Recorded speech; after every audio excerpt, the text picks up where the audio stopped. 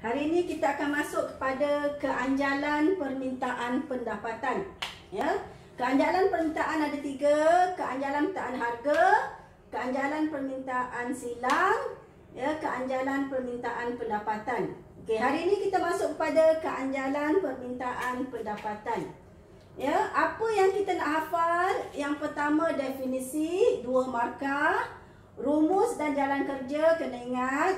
Tujuan kenapa kita nak hitung keanjalan pendapatan. Okey, kita lihat satu-satu.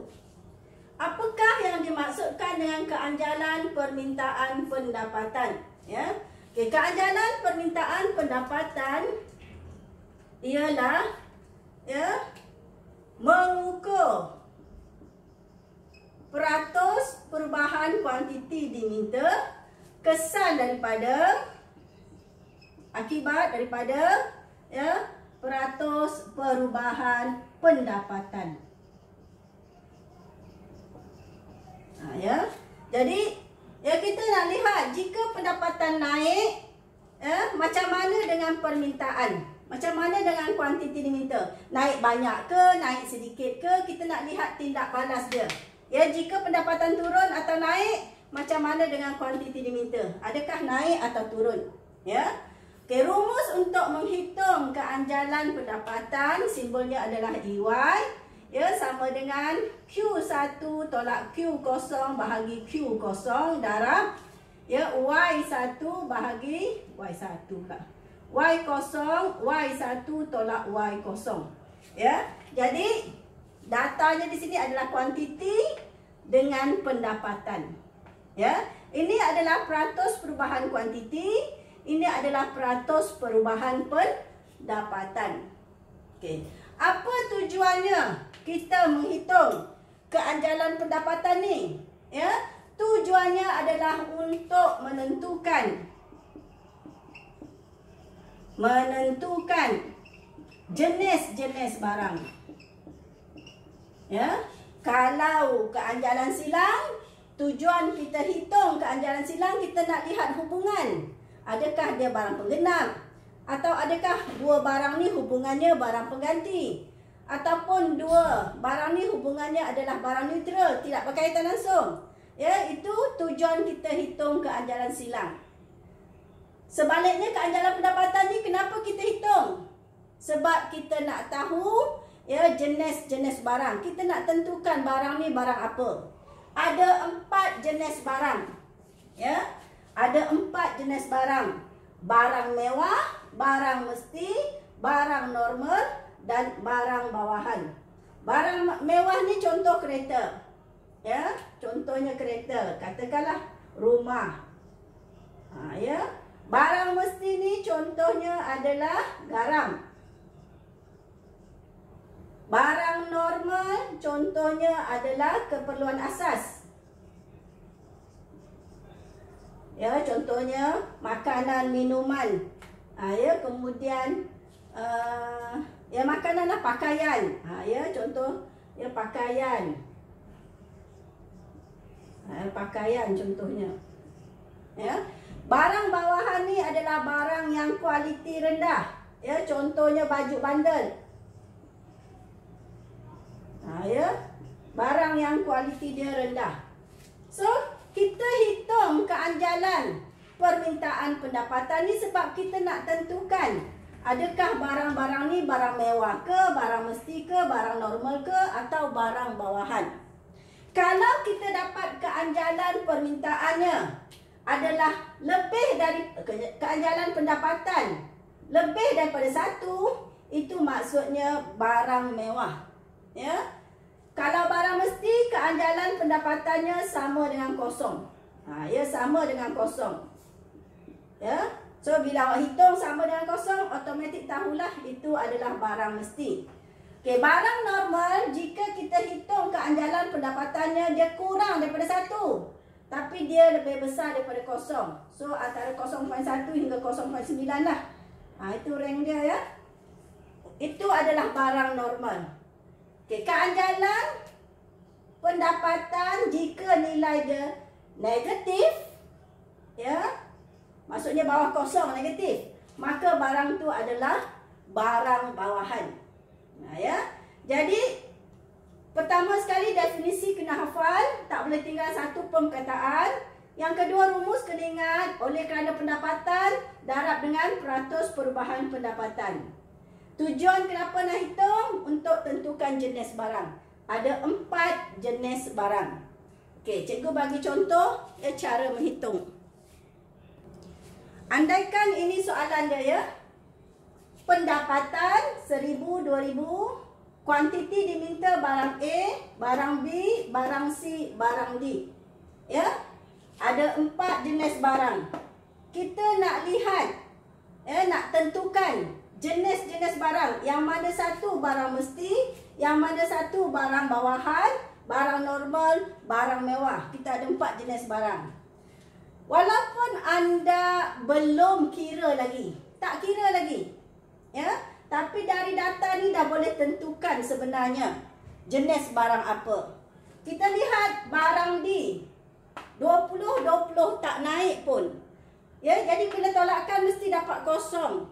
Jadi ini keanjalan pendapatan dia kosong. So kita tahu barang D ni barang mesti. Okey, barang C ni dia naik.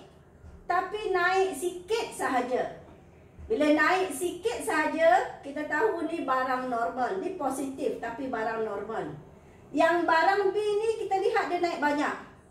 Walaupun tak kira dah tahu dah, naik banyak, kuantiti naik banyak. Ini maksudnya barang mewah. Okey, barang A ni kita lihat dia turun. Bila turun, dia defisit lah, dia negatif.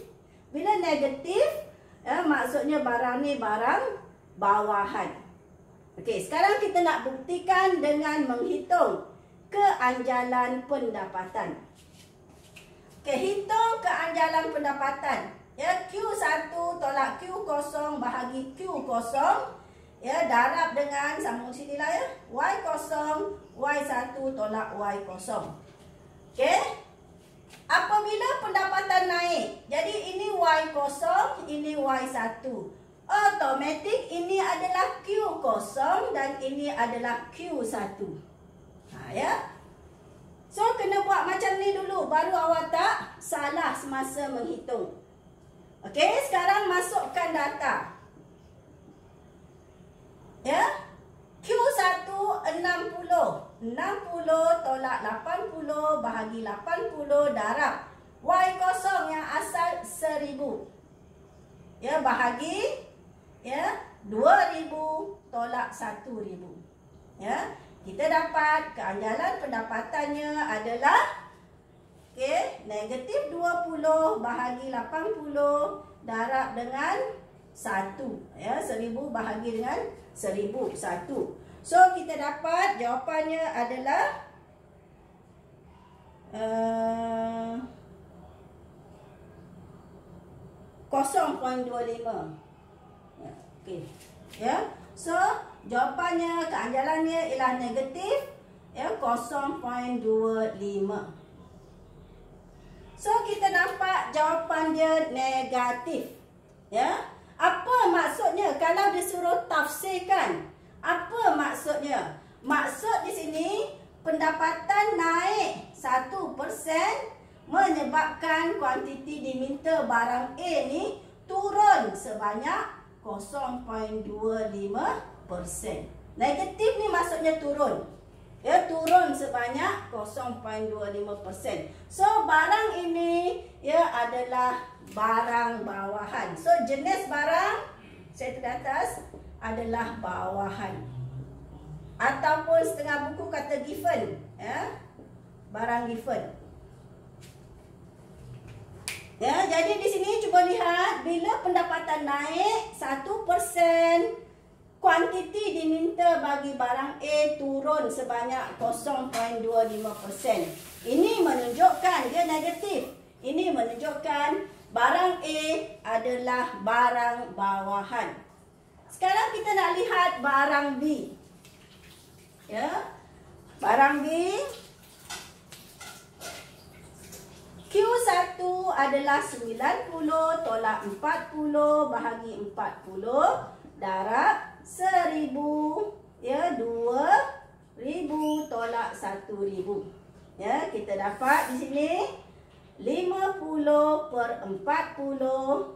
Ya, darab dengan 1. So, sama dengan berapa? 1.25. Betul ke? Ya, 1.25. So, keanjalannya ialah 1.25. Jadi, kita nampak keanjalannya lebih besar daripada 1. Jadi, barang ni adalah barang mewah. Ya, barang mewah. So, macam mana nak baca? Ya? Nak tafsirkan nilai perkali keanjalan pendapatan ni, ya, apabila pendapatan naik 1%, ini menyebabkan, ya, kesannya kuantiti diminta barang B naik sebanyak 1.25%. Ya. Bila pendapatan naik 1%, kuantiti diminta barang B naik sebanyak 1.25%. Jadi, dia lebih dari 1. Jadi, barang B ni barang mewah. Ya. Okey, sekarang barang C. Hitung keanjalan barang C. Ya. Q1 60 tolak 50 bahagi 50 darab dengan 1,000. 2,000 tolak 1,000. Ya. So, kita dapat 10 per 50. Ya, darab dengan 1. Ya, sama dengan 1 bagi 5. 0.2.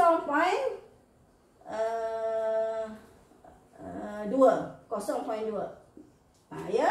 So, keanjalannya adalah, ya, kita nampak di sini, keanjalan pendapatannya lebih besar daripada 0 tetapi kurang daripada 1. So, dia adalah barang normal.